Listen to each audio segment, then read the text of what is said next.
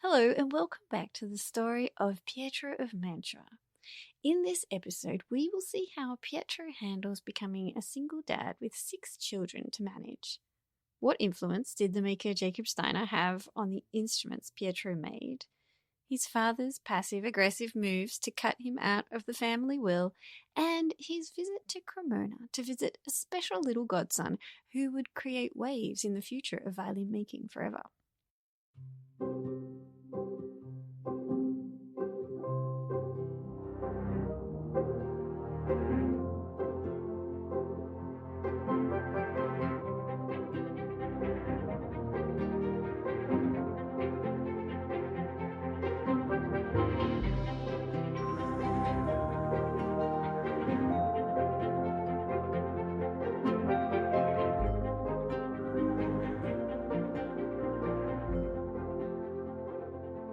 Pietro was still working on instruments for the Court of Mantua, decorating them with different variations of fleur-de-lis.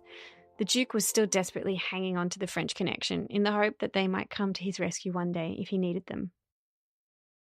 Guarneri was also making 5-stringed viols or violettas, and was the man to go to in Mantua, not only for strings but bows as well, and he would also sell instruments made by others. He was just so busy with his music appointments that he simply could not spend more time making instruments. And the good news was that the patent for strings he had bought years earlier was now in effect, as the previous owner had finally died. This was another source of valuable income. Caterina was also pregnant again with baby number 12. At this point, Pietro was living comfortably with his family. His court appointment meant that he could not only carry his tools, but also a weapon, a sword. And he also had a passport. This meant that he could come and go from Mantua for business or visit family without losing his job and property. And now that the city was no longer under attack, things were looking good. But not for long, because the next year, shortly after the birth of their 13th child, Giacomo Antonio, whose very short life would only last 2 months, Caterina herself passed away. In the last 15 years, she had given birth to 13 children. That is almost 1 child every year, and I'm going to guess that her death may have been related to a complication after this last birth. Pietro was obviously devastated, but with 5 small children, the oldest being only 10 years old, he simply did not have time to mourn his wife. He was in a city in which neither he or his wife had any family support. Pietro, as I have mentioned, was employed by the Court of Mantua, and in particular the Duchess, Anna Isabella. Now the Duchess was originally from the town of Guastalla, the one that the Mantuan dukes had lost, and in her entourage she had, of course, ladies of waiting. Some of these girls were also from her hometown of Guastalla, and one in particular had caught the eye of Pietro, the young Lucia Birani.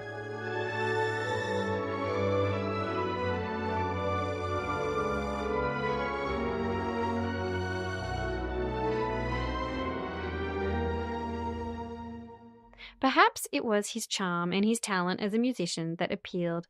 Pietro's prospects were relatively good, but whatever. This was enough for this young 26-year-old Lucia, who held a respectable dowry, to accept the 39-year-old Pietro's offer of marriage, along with his children aged 10, 9, 8, 6, 5, and 3. Maybe the man was bursting with charisma. Maybe Lucia desperately wanted to leave the court of the Duke and its intrigues. Life was a dangerous place for a single lady at court. Caterina died in September 1693, a very short time after the birth of her 13th child, and in November, Pietro and Lucia were married. As she was in the employ of the Duchess, they had to ask her permission, and of course there was the funeral of Caterina. The Duchess must have approved of the match of one of her ladies to the court musician and instrument maker, left in a dire situation, and this gives us the impression that he was well appreciated in the Court of Mantua. The wedding took place in a chapel in the cathedral, with one of the Lord Chamberlains as a witness. Now Pietro would go to Guastalla to sort out Lucia's dowry. Lucia was 26 years old, and she had several younger siblings living with her mother back in Guastalla.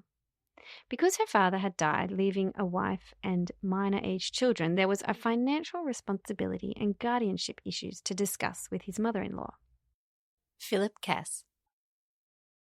The final piece of the puzzle came in 1693, when the man who had the monopoly rights for manufacturing of strings died, at which case Pietro took delivery of his monopoly.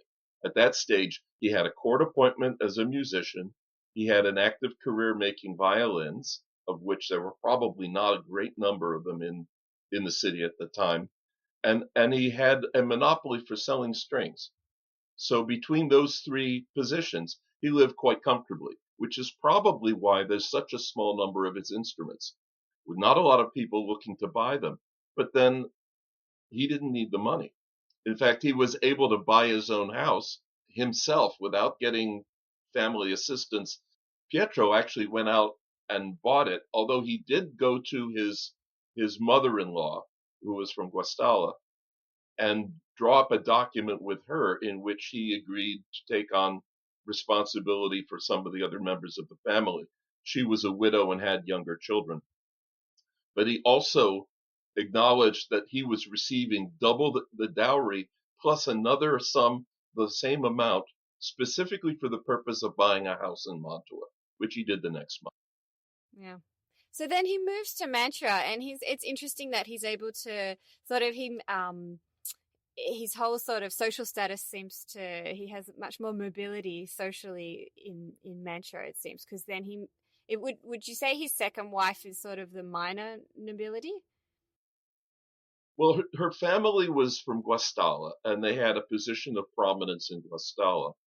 Her father died moderately young, insofar as there were 2 or 3 children under the age of 16 in the house at the time that he died.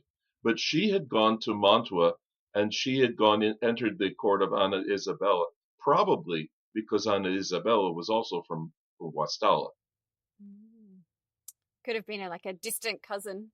So that was the family connection that got her the position. Whether she was acting as a page to the Duchess, I don't know. What's interesting in the agreement, though, in which Pietro borrows additional money from his mother-in-law to buy the house, is that he states that he has been in the employ for the past 8 years of the Duchess of Mantua. Doesn't say the Duke. Right. So they felt more. So she was the one who was really hiring him, even though her husband signed the paperwork. Yeah. Okay. Yeah. No, it's interesting. Maybe they felt more of a connection to her, and Oh yeah. you know, more faithfully followed her than the flighty husband. Yes. Lucia was now Pietro's wife, living in Mantua in her new home with 6 small children to look after. That sounds a bit brutal, but she must have been on board with the arrangement when she agreed to marry him. Hopefully he did tell her about the kids before they tied the knot. Imagine if he had kept that a surprise. In any case, 1 month after her wedding, Lucia herself had fallen pregnant to the ever-fertile Pietro. And with one more Guarneri on the way, Pietro was looking for a house to buy. This was now possible with his wife's new dowry. And so, in May, when Lucia was 5 months pregnant, the Guarneri family moved into their new home. It was wonderful, bigger than any home Pietro had lived in previously. Definitely more impressive than the family home back in Cremona. This house in the centre of Mantua he was buying from the Bianchi family. And to seal the deal, he basically bought the family debt and agreed to pay off a variety of items the family owed. And this included dowries for several family members and an annual payment to the monastery next door, various other accounts the family had yet to settle, and money owed to peoples. It was all a bit complicated. But you never knew, with the mortality rates being what they were in those times, perhaps half of them would die before getting married. As I said, Pietro was a betting man. In any case, this house, compared to the home he grew up in Cremona, was large and spacious and worth a few dowries to girls he didn't know. Okay. So just before I forget, would they have given him his passport after he got that monopoly on strings, and then they thought, well, now that he's got the monopoly on strings, he's not going to leave? I think between his buying a house marrying a page to the Duchess, Philip Cass. having shown that for 8 years he'd been a loyal subject, making instruments for the court, being a musician in the court ensemble. They figured, I don't think we need to worry about him anymore. He's put down roots. Yeah, and if you've survived 8 years, maybe you're immune to malaria, and they're like, he's gonna live. We'll keep him. Yeah. Right. Well, I'm sure that there's you go through the parish registers for deaths, and at the end of every year, there's like a summation, and the death toll among children is appalling. So it's worse than Cremona, because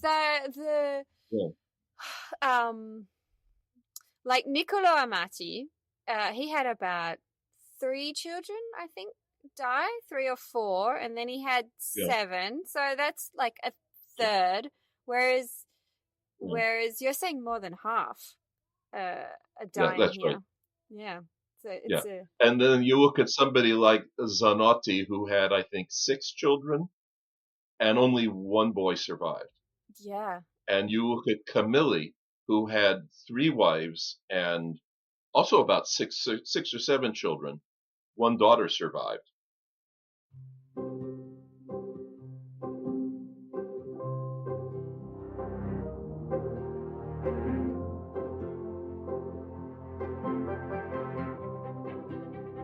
Pietro was doing well for himself. His new wife was from a prominent family and well known in Mantua. He himself was a respected musician and instrument maker. He had become a citizen of Mantua and now was a landowner. Their new house and shop was situated on the Via Montenegro, otherwise called the Via della Cicogna, in town, and things were looking good for Pietro Guarneri in 1694. It was also in this same year that another of Pietro's sisters moved to Mantua, Anna Cristina, who married Giovanni Bisci in the local parish church in Mantua, San Lorenzo. Pietro also helped to pay his sister's dowry in this case as well, paying 1/3 of the dowry amount. This time, Andrea did not make the trip to Mantua. He was not feeling up to the long and uncomfortable voyage. He was 71 years old, and he trusted Pietro was able to look after Anna's dowry in his absence. Philip Cass talks about the very peculiar circumstances in which Pietro buys his house in Mantua, and although he appears to find himself in a Kafka-like situation, all credit to him for managing to handle the situation without ruining himself. What's happening with his brother back in Cremona is another story I will get to in another episode. It's a fascinating story for me about the house, because he bought this great house in the middle of town on the main commercial thoroughfare, and it came from a family that had done all kinds of ridiculous things financially. They had a mortgage to the monastery behind them. They had to make an annual payment to the monastery as dues to them. So when he bought the house, they said, this is the house, this is the price, and you agree also you have the responsibility to pay the 24 scudi annually to the monastery of Sant'Agostino behind us. Oh, and you also have a responsibility to pay the dowry of our niece, to whom we owe a dowry, and you're going to take that responsibility too. And oh, by the way, you also owe this money, because we owe this, and if you accept our debt, then we'll give you the house. So over the next 5 years, there's just one situation after another. He managed to buy out the monies owed to the church. He managed to pay the dowry agreements that were owed by it was the family of Bianchi. Managed to pay their dowry agreements. And then a sister came. Oh, well, they owe me money too. You need to pay me money. Okay, so he writes that agreement. And then, a year later, another one comes in. Oh, well, I'm the one who was deserving this dowry, and I'm actually getting married now. It was just like one little financial squeeze after another. So he bought that house. He used his own money, plus his dowry, plus an additional sum equal to the dowry that was advanced by the mother, and agreed to then take on responsibilities. And so when the kids, so he bought the debt as well. When the kids, Lucia Birani, his second wife, When her siblings grew up and went on their own, at that point, her mother sold the house in Guastalla and moved into the family house that was now in Mantua, because that was technically hers. And then, the Guarneri Birani couple inherited from her what was hers. But in the end, then he finally gets this all wrapped up, and then he learns he's being cut out of the will. So at that point, he went to Cremona, and just happened to be there in time, his brother's wife, to bear a young child who was then named Bartolomeo Giuseppe, and then so Pietro stood in as the godfather.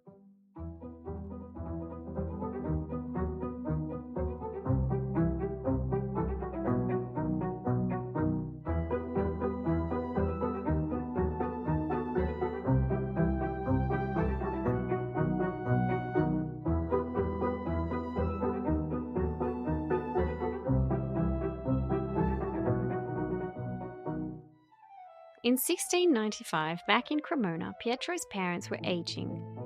Their house was still a lively place, as his younger brother was living with them with his wife and children. The workshop was attracting business, and even though Stradivari, a few doors down, was taking all the best commissions, since the death of Eusebio, Pietro's brother, his boys were also living with them.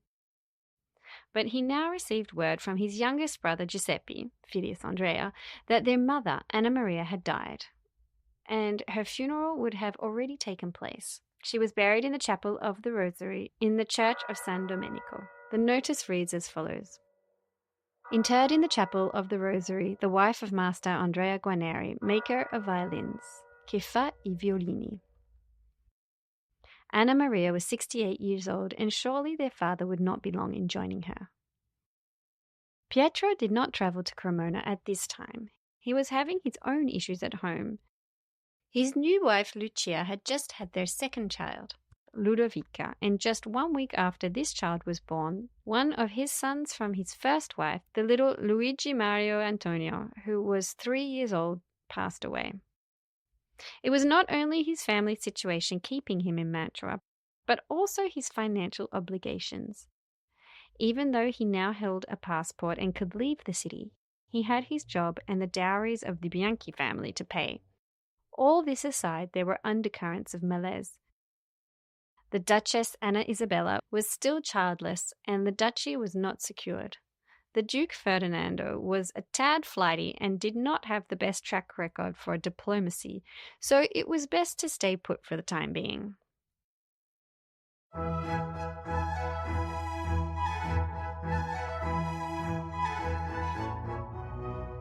Pietro continued playing music at the unstable yet continuously flamboyant Gonzaga court, and still making instruments, violins mainly. He was making another violin for the Mantuan dukes, like he had been doing for the last few years with the fleur-de-lis pattern in the corners. There was plenty of work, as the court was full of music, and someone needed to supply the instruments and strings and fix any major problems that could and would arise.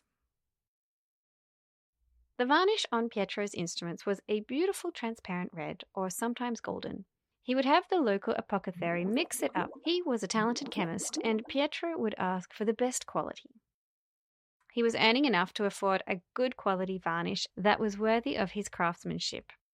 He was, by the way, making instruments for important people who would expect the best. Philip Cass. He could afford to get the best ingredients that probably weren't necessarily readily available to later generations. You get a lot of reds, really beautiful transparent reds in Pietro Guarneri's varnishes, and oranges. And there were probably locally sourced ingredients and probably locally made by an apothecary around the corner. It was the best quality ingredients and probably a classical formulation. It's curious that they would do that in a town with such strange weather conditions, but apparently it was not affected that much by it. The later people, first Zanotti came to town after Pietro Guarneri had died, so there was no way he was going to learn anything about varnishing from Pietro. But clearly what he uses is something derived from cheaper sources, and the same is true of Camilli. And those tend to be very kind of hard, probably fairly quick drying varnishes originally.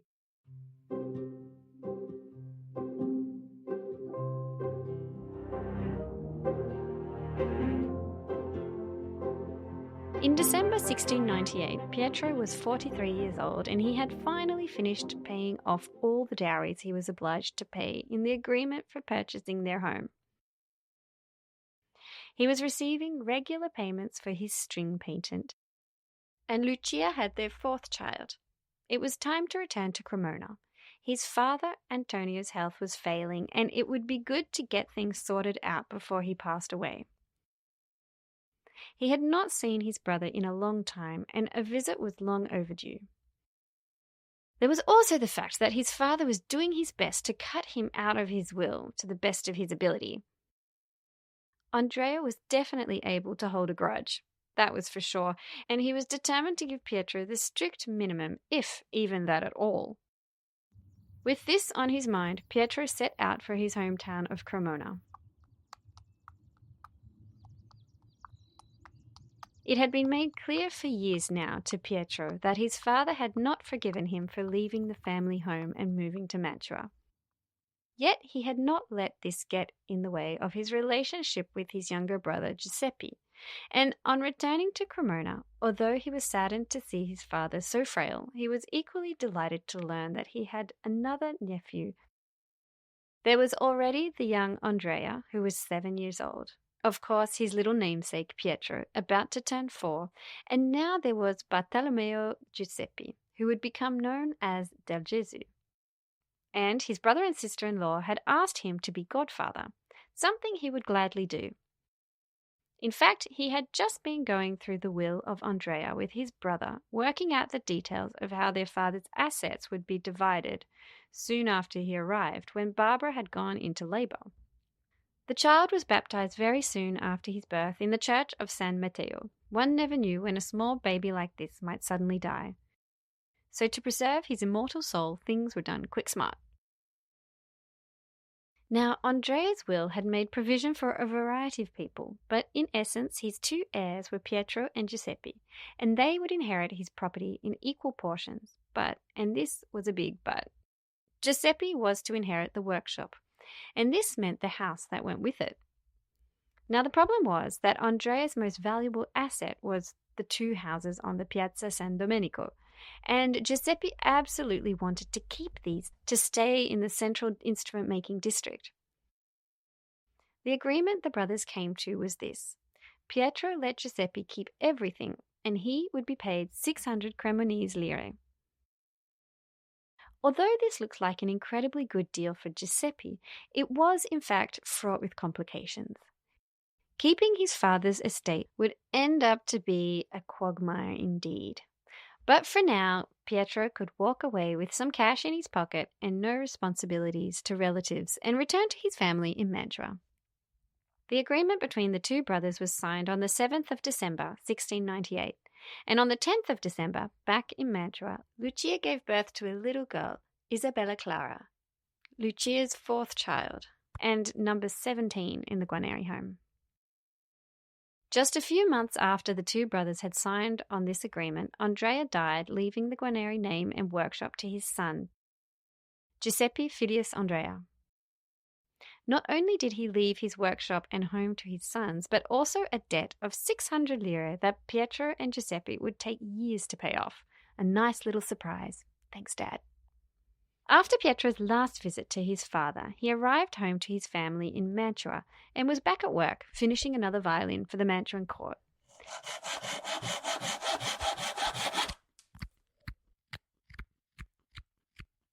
It was another decorated violin with the fleur-de-lis delicately inlaid in the corners.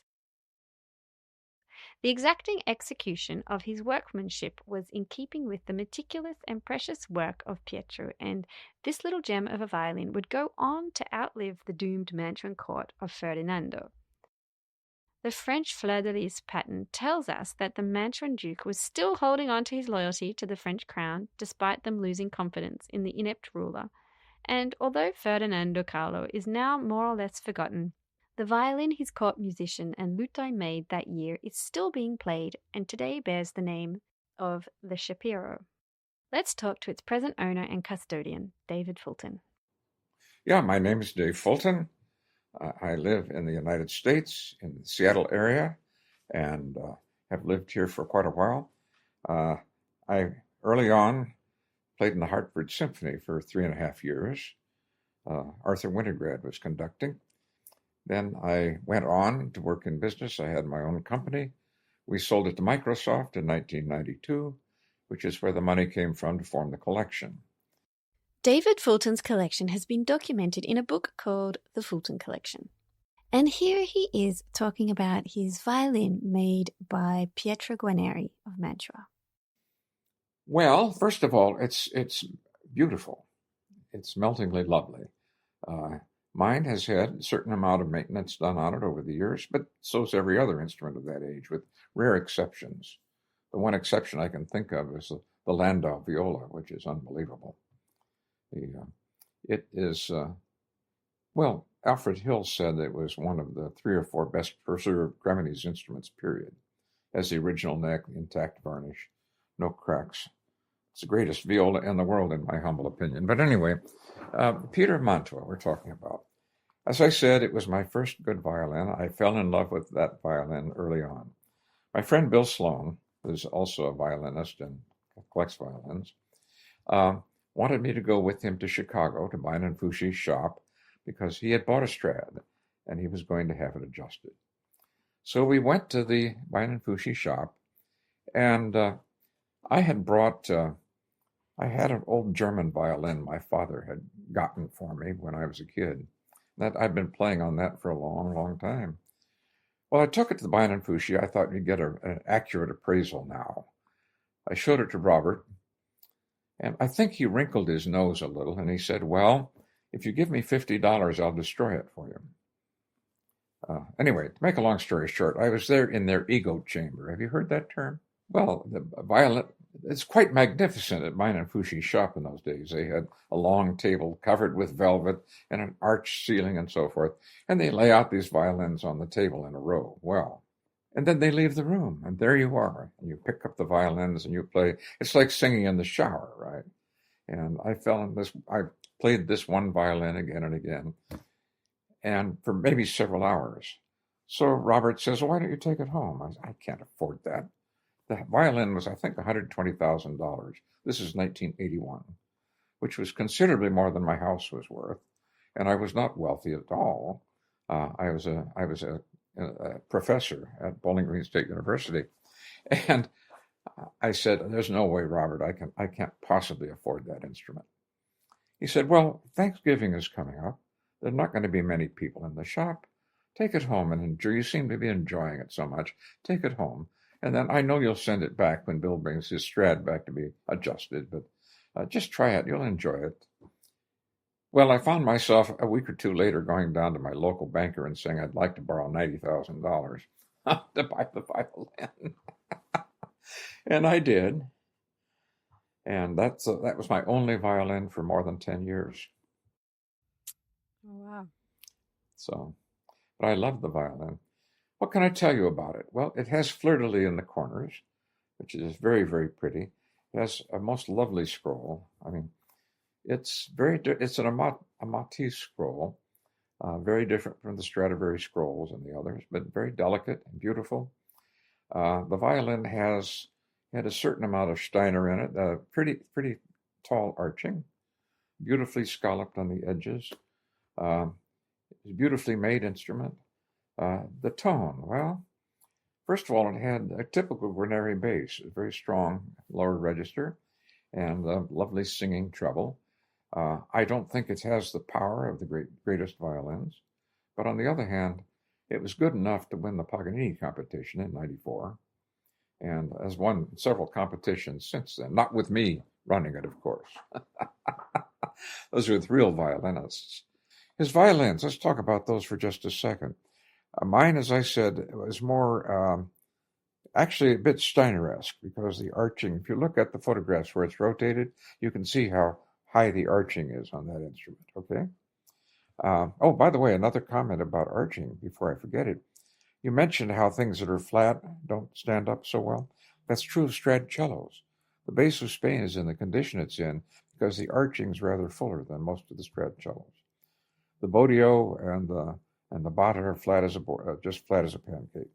Anyway, getting back to Peter of Mantua, though, this higher arching, I think, means that it's a little more amatiz than his later ones. Because I know that the ones that are later that have the flatter arching are quite powerful.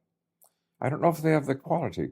The tonal quality of my Peter of Mantua has been described by musicians playing it as oily. What they mean by that is, it's like oil, it blends things together. It makes a unified whole out of things. And there have been a number of famous violinists, or a handful of them, that prefer it to the other instruments. It's a very elegant sound, a very different sound than a Strad or Del Gesù. It's very elegant, very refined, I would say. I know when Stern first played it, he was amazed at the power of the bass, for example, but he was less impressed with the treble side, which is interesting. Of course, his violin had a tremendously tight setup, so that's another story. But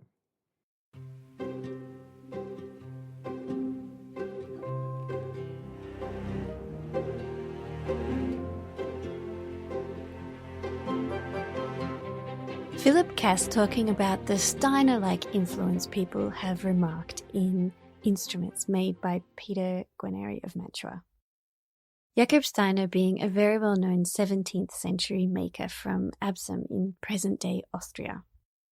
There's a handful of instruments that have almost a Steiner suggestion, and it's more from the shape of the arching than it is from any design factors. Good Steiners are Niccolo Amatis that are slightly less fluid, but in particular have an arching that has a fairly quick rise from the edges and a bit of a plateau in the middle, as opposed to the Niccolo Amati grand pattern, which had a lot of hollowing in the margins and a full roundness, then with a deep scoop.